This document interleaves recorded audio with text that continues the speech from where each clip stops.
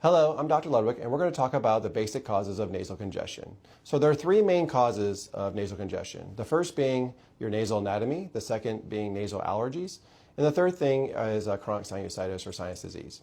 So let's talk about nasal anatomy. So if we look at a cross-section of the face, this represents the kind of natural anatomy of the nose and sinus. So this box represents the nasal cavity. This is where we move the air through our nose. And inside of this box is the septum, which is the wall that divides our nose into two separate sides, the right side and the left side. If you have a deviated septum or septal deformity, what that means is that your septum is not in the middle like it's supposed to be, but rather there are deviations or deflections or deformities that are causing obstruction of one side or the other, or potentially both sides. And because those obstructions are there, when you try to breathe through that side of your nose, the air doesn't move very freely through your nose. Inside the nose, we also have something called the turbinate. Now, why do we want to breathe through our nose? We want to breathe through our nose because it's comfortable. The nose does three things for us. It warms the air, it humidifies the air, and it cleans the air.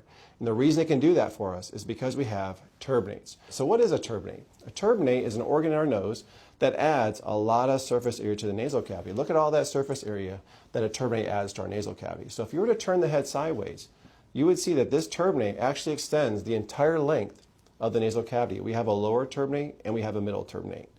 So air does not go through our nose like this. People always want to show me their nose. Okay, our nose goes straight through our head, and the air comes across the nose, and as the air passes over those high surface area structures, water can efficiently evaporate.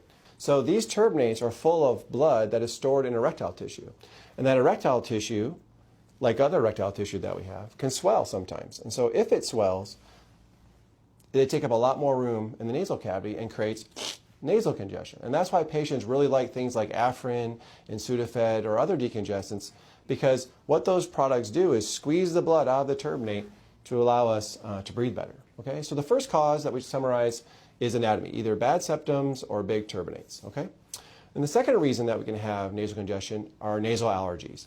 So I'm sure most people are aware of nasal allergies. That's the itching, sneezing, nasal drainage, itchy, watery nose and eyes that we can get. And nasal allergies are caused by things in the air that land inside of our nose and create a lot of inflammation. So that inflammation takes up a lot of space, and it also causes a lot of the leaky vessels that causes drainage and itching and sneezing. So we definitely want to control allergies when we're talking about improving nasal congestion.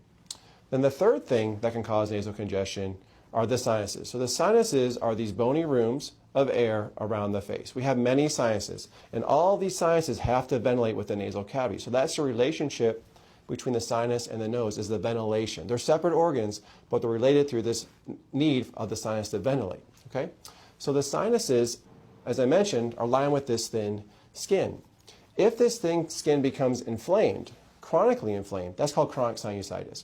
So when the mucosa of the nasal cavity is inflamed chronically, it gives you the sensation like there's something in there, you can't blow it out. It gives you a sensation of congestion. So that's the third main reason that patients suffer from nasal congestion. So while these aren't the only three reasons that patients suffer from nasal congestion, they are the most common.